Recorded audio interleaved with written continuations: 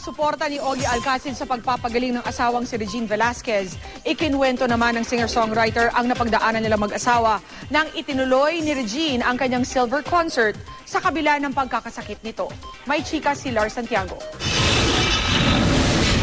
Habang naghahanda si Regine Velasquez para sa kanyang silver concert noong nakaraang linggo, mabigat pala ang pakiramdam ng asawa niyang si Ogie Alcacid.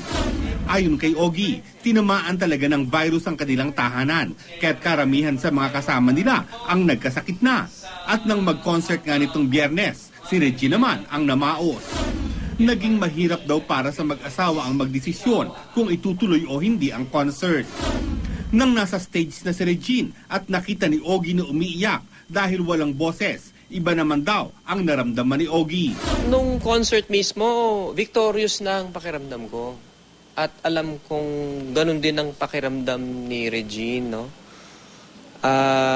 Siguro kung member ka ng audience, makikita mong parang hirap na hirap siya, lumalaban. Pero ang puso ni Regine nung mga panahong yon, victorious na.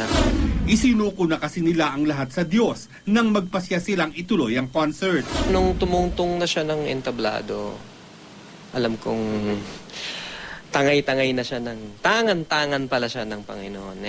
And makikita mo naman, sa response pa lang ng tao.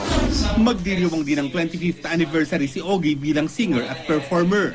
At bilang bahagi ng selebrasyon, may espesyal na anniversary album siya kung saan inawit ng mga kaibigan niyang singers ang mga komposisyon ni Ogie.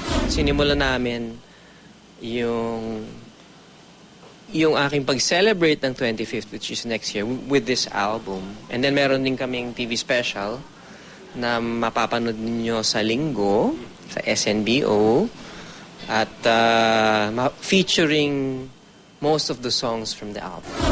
Lar Santiago, updated sa showbiz happening.